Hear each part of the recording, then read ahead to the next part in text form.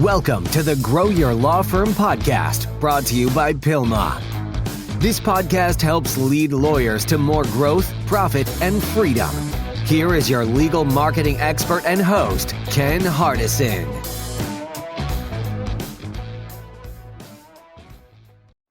Hi, this is Gracie Howells with Pilma.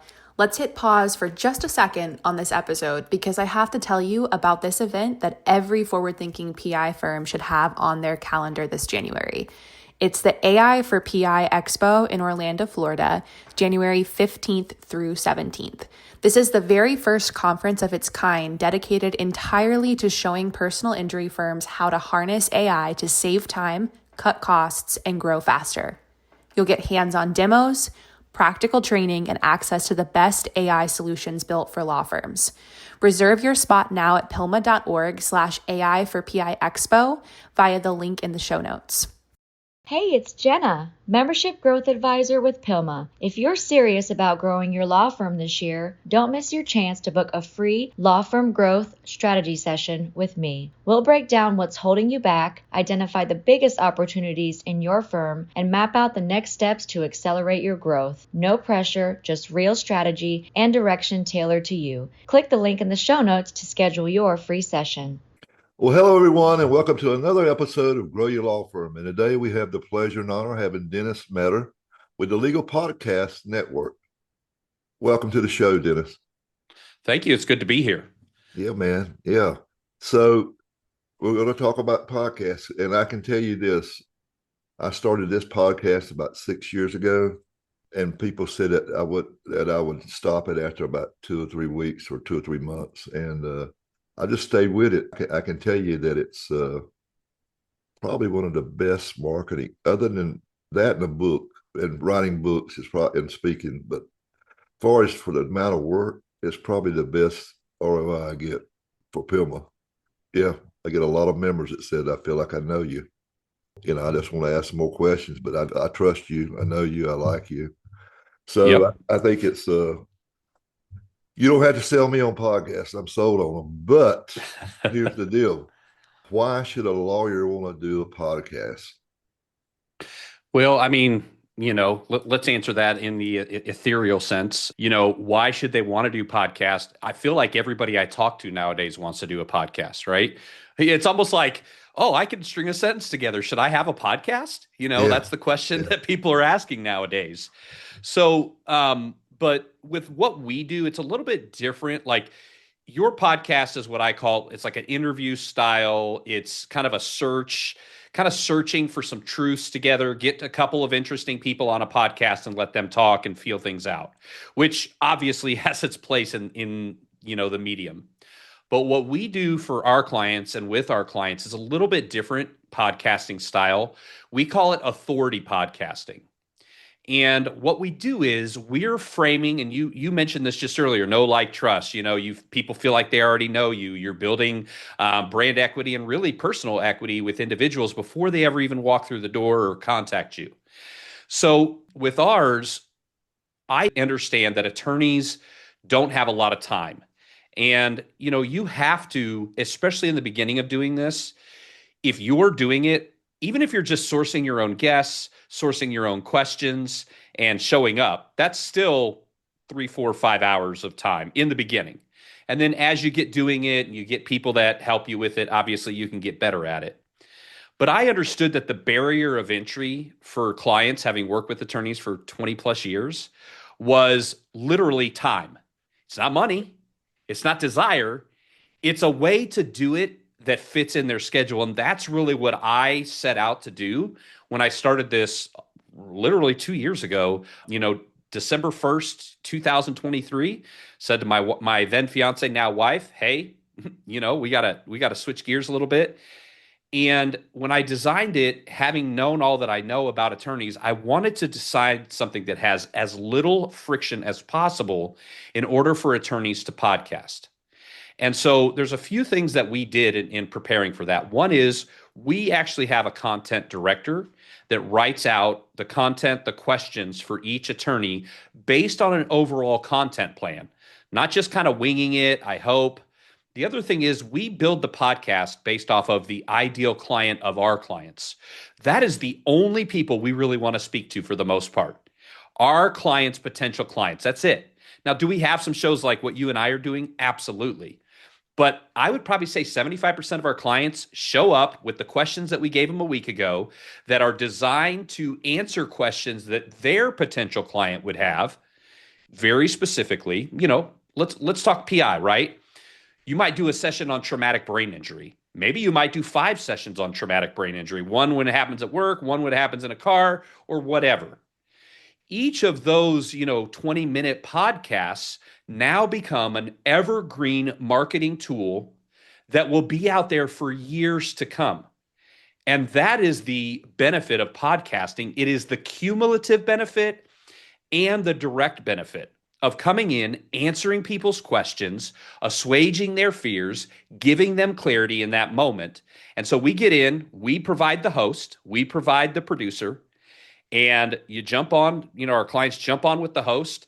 The host just, hey, Steve, good to have you back in the studio again.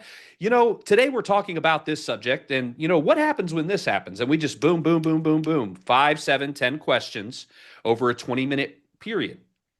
Now, why are we doing that? One is we know this is the content that clients want. Number 2, we know that 80% of people would rather watch a video than read something. Just read, period. So all we're doing is updating the FAQ page from years ago on your website to be a more modern, dynamic thing that people have come to expect, which is FAQ videos, answering these questions, digging in on that. And so an attorney with us, when they first come on, they'll spend maybe an hour, hour and a half onboarding in 2 different meetings. After that, we need 30 minutes, an hour, or 2 hours a month, depending on, do you do 1 show a month, 2 shows a month, or 4 shows a month? So you're talking about 30 minutes to 2 hours every month, and we are coming up with taking that, creating a podcast, putting it on 25 different podcasting outlets, audio, video, wherever we can put it. Then we take the video and the audio, and we create 10 videos, shorts, reels. You've seen them, a minute or so. We create 10 of those. We create 10 audiograms, which is more like an ad for a podcast. It has like the podcast and the title of the podcast, and it'll have like an audio excerpt that you can play. And then static posts, kind of like what you normally see. Check out episode 7 talking about this, and then we put that on all, so we do 30 pieces of content for a once a month show, 60 if you're doing twice, or 90 if you're doing 4 times a month. So really, why should they podcast? Now, you're like, you asked me one question and I talk for 10 minutes. Okay. That's why I get along with attorneys, right? So, what we're able to do is just take that. Why should attorneys podcast? One, it's a very effective use of their time for marketing. You can't stack anything. You can't go buy $1,000 worth of PPC and stack it up to be everywhere else for you. You can't buy a local, website banner ad. You can't buy an email list and, still, well, you could keep emailing them, but, you can't buy something like that and then create it, and then it just goes on the shelf and keeps working for you. Yeah. So I would say that's probably one of the biggest reasons why attorneys see such a big effect with this, is because it just keeps compounding on itself in order to yield results. And so that's why I would say great usage of your time, great spend of your money, because you do it once. It's not like a local commercial and then it's good for a year. These are things that, outside of major changes in your practice area in your state, as far as, issues, you really don't have to ever recreate these videos.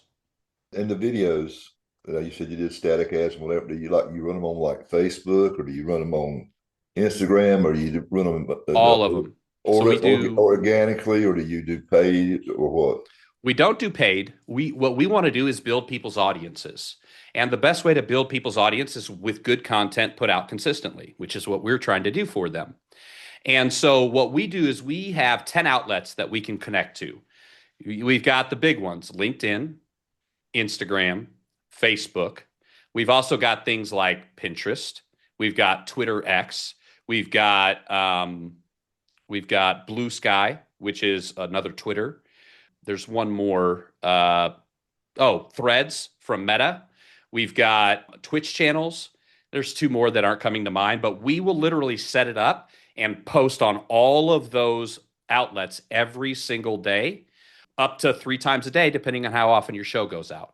So we're constantly putting this content out there. Just, hey, did you catch this episode? Did you catch this little, 45-second clip of that episode that really could be of help to you? And just putting that out. And what we really appreciate, and you kind of alluded to this earlier, is our clients are coming to us now saying, listen, it's people are calling and I don't have to sell them. They don't ask me, how much is it right off the bat, which I know for PI, it's contingency, not a big deal. But for other practice areas, it certainly is.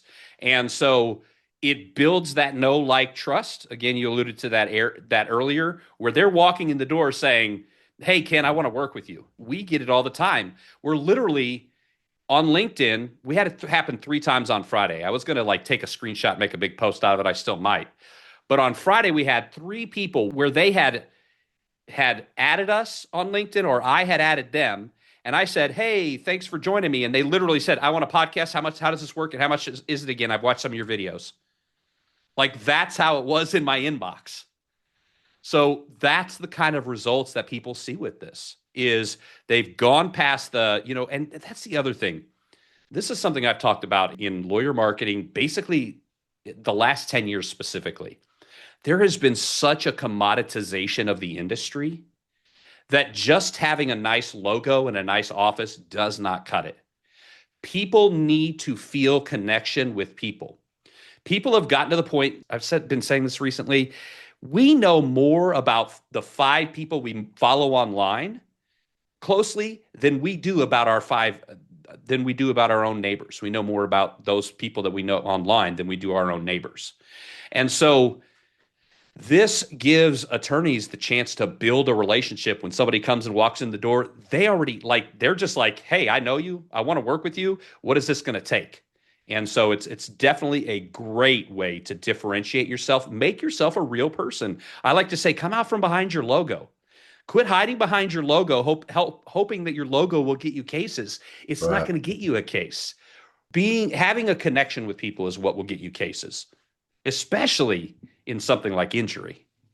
Do you ever have clients that want to use it on YouTube? Like a YouTube? We do it on YouTube already. We build them YouTube channels. We have a YouTube channel. On YouTube, some of our shows have gotten as many as 65, 70,000 views, or as little as, 6 or 7. So you never know what's going to happen with that. But yes, we do video, YouTube, anywhere we can put video, anywhere we can put audio, we are jumping in and we are adding those things.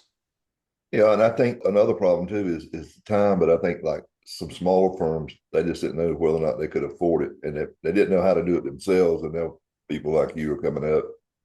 So, well, we have a lot of even other marketing firms that we do their podcasts, because we do so much with the time at the cost. We have other marketing firms that had podcasting as an offering that closed it, and now they send their law firm clients to us for our podcasting and content setup and everything. And so it's been one of those things where the time has been the key. And so that's all we've tried to do, is just be like, listen, give us an hour every 2 months, give us 2 hours every 4 months, give us an hour every month, give us 2 hours, an hour every 2 weeks if you want, depending on how often you want to go out.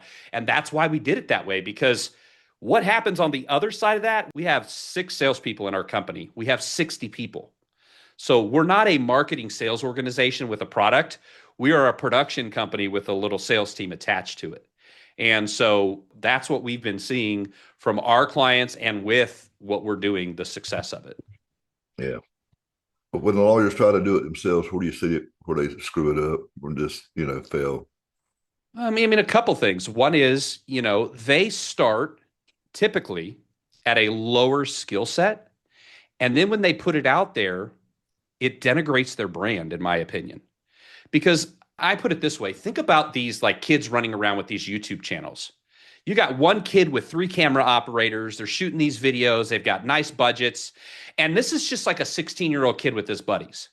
And so then you see that video, and then you see a guy who says, I've settled $22 million this quarter, and I can help you with it. But yet, it looks like he's on his iPhone with a, cheap microphone, bad sound, bad, all of that. So I would say that the first thing I see is just them understanding that what they put out is representative of who they are.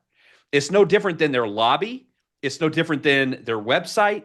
It's no different than anything else. And so even if you can't get someone like me that's holistic, which by the way, we're pretty much the cost of like one person doing this on the side for you with the frequency that we do. And so, I think that, ultimately that's probably the best frame of mind to have on that. The reason I love it so much too is you can the way you repurpose one piece of getting so many pieces of marketing out of it, because that is the problem, right? I mean, I have that with Pilma. Yeah. I mean, we started doing that about 2 or 3 years ago, taking little clips, and now we use Opus to clip it up. Opus Clip. Yeah. We used to use them. We went away from it. They changed their algorithm. We didn't like it, but I mean, I could definitely see where for others, it's a big benefit. Yeah. Yeah. Made a big difference. I mean, you know what I'm saying? Because just so much, content, me having to go, my deal was before I'd go to a studio or get in front of my phone camera with a good mic. Right. And just record for like 30 minutes or an hour and then send it to Pakistan and those guys would clip it up. But this makes it so much more natural and easier, and time.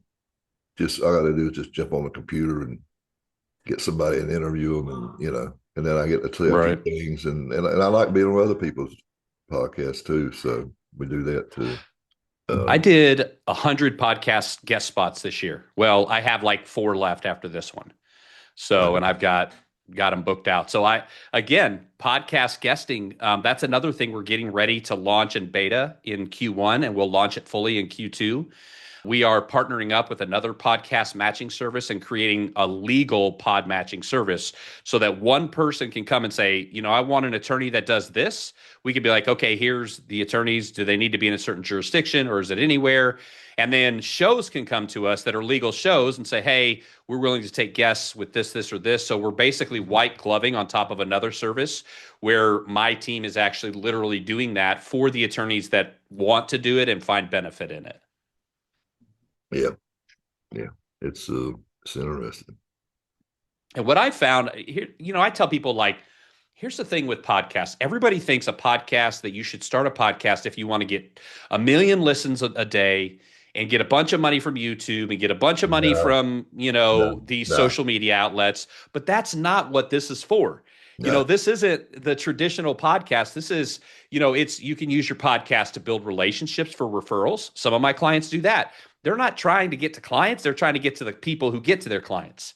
So they just bring those people on and develop a relationship. Some people, they have their target clients on. If they're like very, very niche attorneys that have a very, very specific clientele, then that attorney will come in and bring those clients on. Some people, they do like what we do, the authority podcasting. So there's lots of ways to see benefit from a podcast more than just, oh, I got advertisers. No, you don't need advertisers. Wouldn't you rather have, again, we're talking to PI folks here, right? So I think most attorneys would rather get, instead of having $2,000 a month from YouTube and doing a bunch of silly stuff that doesn't get them any clients, but they have a bunch of followers, instead of doing something like that, most attorneys I know would rather have 3 solid cases a month off of their podcast than, $3,000 from YouTube or something. So I've had people approach me. I've never even sold advertisement, and we get about nothing like Joe Rogan, but we get 6,000-8,000 downloads a week. When we started out, we didn't get maybe 100 a week. And that's common. It takes time. Yeah. You've been building this for what you said, 6 years? Yeah. And when I practiced law, there was no podcast. There was no electricity. No, not really. But but I did this thing where I would go. I had a disability practice after I sold my first practice. I went down to South Carolina. I created this Carolina Disability So I went out to different nonprofits that help people that were disabled and different things, and doctors, Mm-hmm. and I'd interview them, get it polished up, and then I would in some of the nonprofits and kind of pitch for them and send it out on my emails, but also put it on my website. And Mm-hmm. I got a lot of goodwill from that. I got a lot of referrals from these people because I was helping you. What is it? You help people, they help you back. Exactly. And I thought, but the podcast might have been around 15 years ago, but I sure didn't know about it. I mean, I won't listen. Right. Um, and I think we tried to play with stuff. The video was just so bad, the deal trying to do a podcast and get Mm-hmm. video on it. It was just terrible. Yep. I remember like 2013 or 12, it was still very, very hard when we were trying to do something and have like a show or something. It was, the cost was astronomical. Yeah, I mean, I think it's only been 2, 3 years since we've really seen video become such an integral part. I mean, I still have people that I'm like on their show and I'll be like, hey, do you do video as well? I'm not finding video. And they'll be like, yeah, we just started, I guess we have to because everybody's on YouTube now. And so, I mean, most podcasts are doing videos. And again, like you said, they can cut it up the video. So it's just a tremendous usage of time. But even if you think about before video, I mean, it was purely an audio game.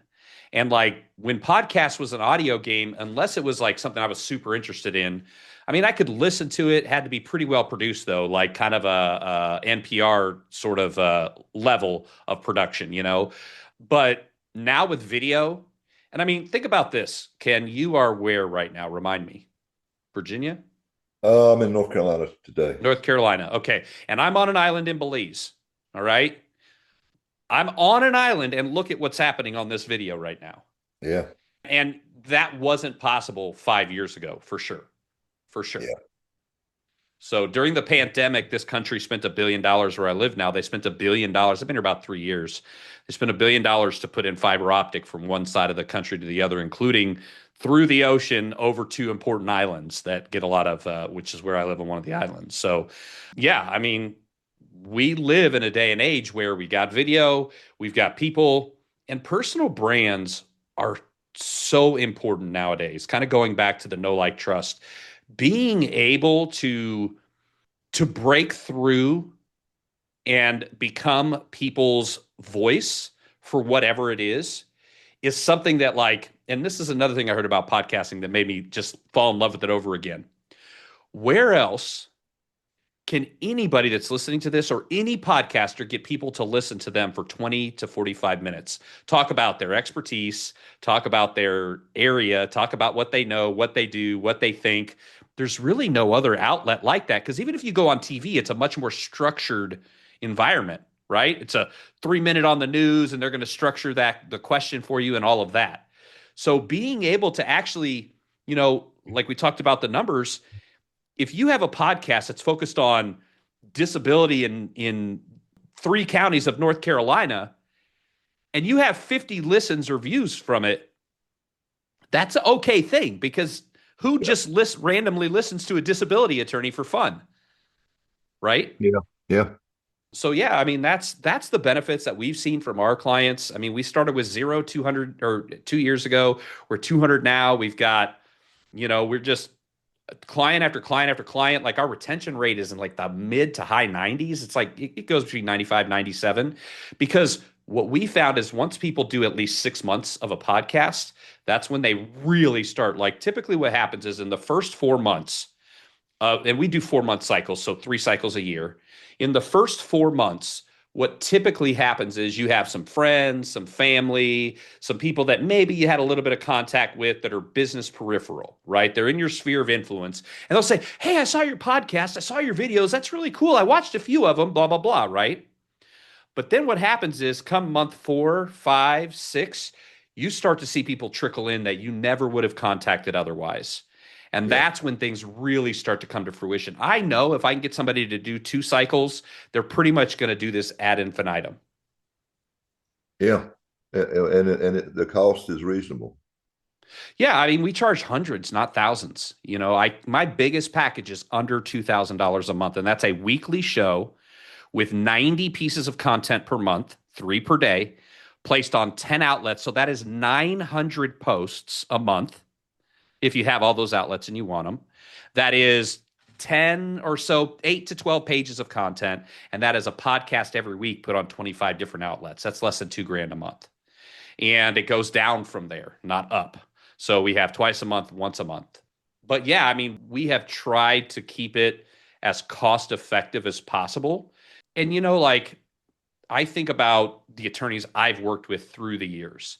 And one of the biggest things that, I did the SEO thing for a while. I've been in marketing for my entire career, 30 years. And one of the things that I noticed is with some clients, they couldn't afford the time that it took to be successful because, it was $5,000 a month. So they had like a 3-month run up. And if they didn't get something from it, then they couldn't do it anymore. What we've tried to do is keep it to where we know that they can have it in their budget.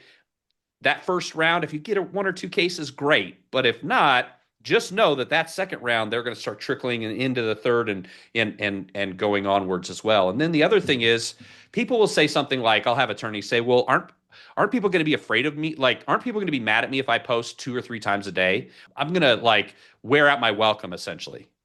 And I don't know about you, but have you looked at a social media feed lately? It's like this, right? It's never ending. No one's going to be like, oh, I can't believe I've seen 3 attorney videos this week. They're not thinking that. It's very different. People are constantly, 4.5 hours a day? The average American spends on their phone now. And the vast majority of that is just scrolling through social media. The vast majority of that is scrolling through social media. Yeah. So you're telling me seeing, 5 videos a second for 4.5 hours a day. And I don't know, we could figure out the numbers if we needed to, but that'd be a lot of videos to consume that quickly. Yeah. Well, this has been great.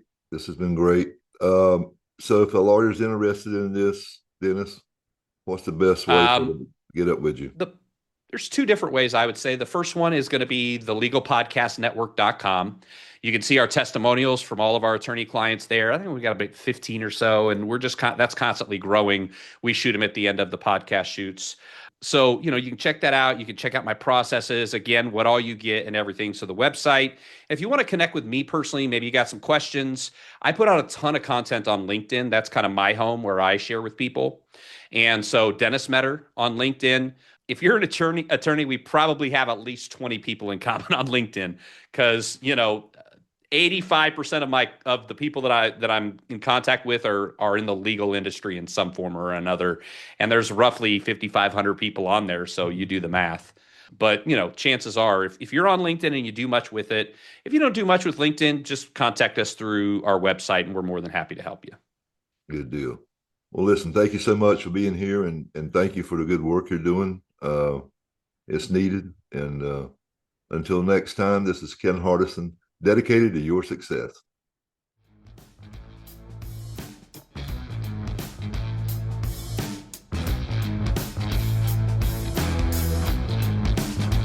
You have been listening to the Grow Your Law Firm podcast, the podcast that leads lawyers to more growth, profit, and freedom. Go to growyourlawfirm.com to find more ways to market and manage your law firm. Please leave us a rating and review wherever you listen to your podcasts.